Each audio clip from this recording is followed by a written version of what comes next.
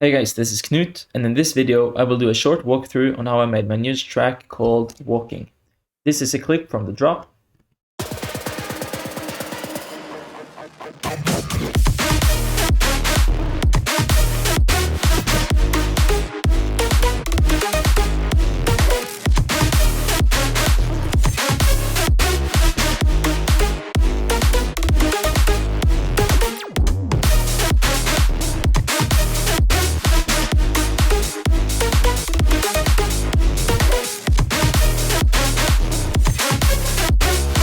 So I can go through everything about this track, but I'll stop with the drop.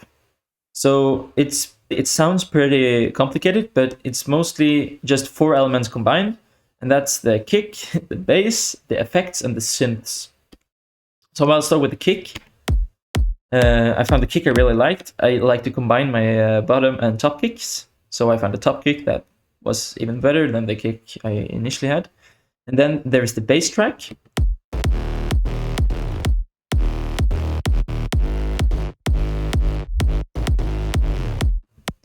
And this bass consists of 4 different tracks. I always, and I recommend this for everybody, always keep your sub separate from everything else, pretty much where it lies on the stereo spectre. Frequency spectre you can call. So we have the sub here, which is in mono, and is actually just a standard sine wave with some tube saturation added onto it. And then we have the mid bass, which is just a distorted. I think I made this myself. Yeah. It's actually just a sub, but added even more distortion. Added some heavy saturation in trash.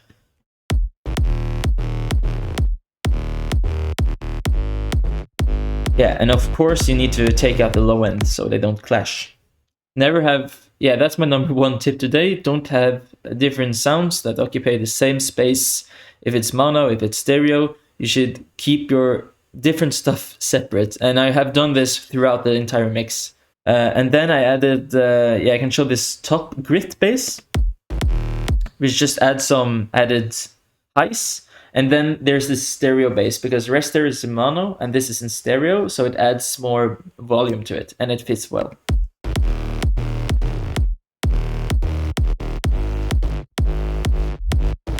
And you can do this with pretty much everything. These were just some stuff that I found and created myself, and they work well for me. I have done different kind of basses in the past, and I like to experiment with that, have fun with that.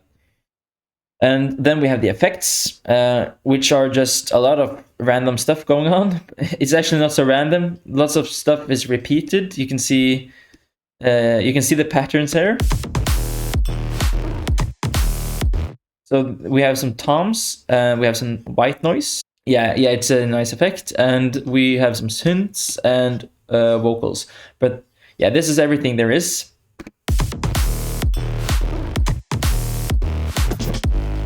Fills. And in this part, where the plucks answer the main melody, there's nothing playing.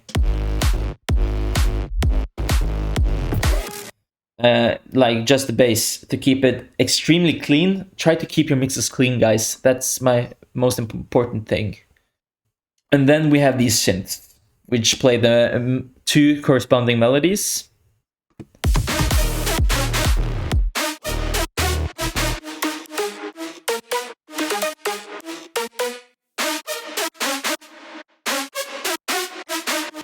So I can take a look on each separately. So for the main lead, we have some saws, and these are actually sampled from I don't know where, but they're simple, so you can make this very easily with some added distortion and of course some processing.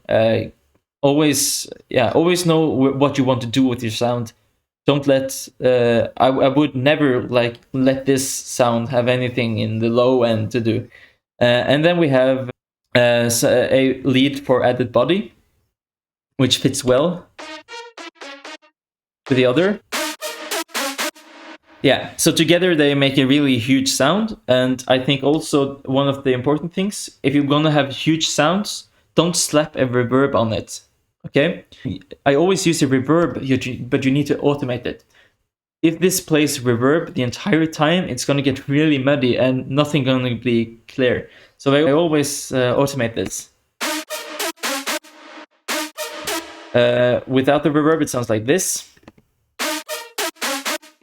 And with reverb the entire time, it sounds like this.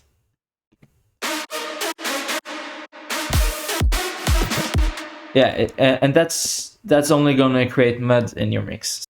So for the other part, this is a pluck layer that I used in my other track called Forever. I made this myself in Serum and with some other things I can show you, but I bounced it down for the sake of CPU. So the actual track is down here, and yeah, there are 4 different plugs playing.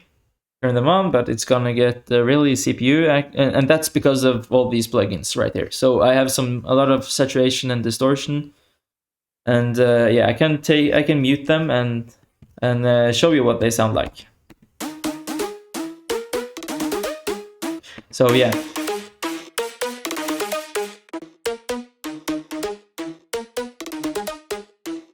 That's what it sounds like. So it works great. So let's go through the other part of the song.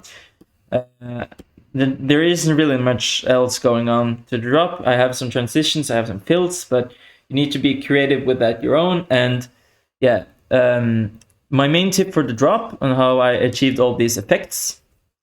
Don't go for quality effects. Go for effects that sound pretty simple, cheap, or anything. These aren't really that special anything. These toms are very simple. Yeah, they aren't really that processed, and I just have some EQing on them, and it sounds good.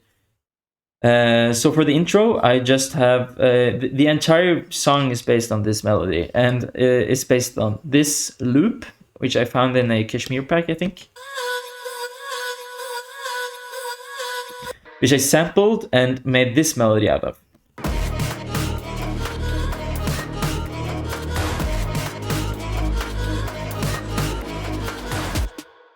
So here we have this melody itself,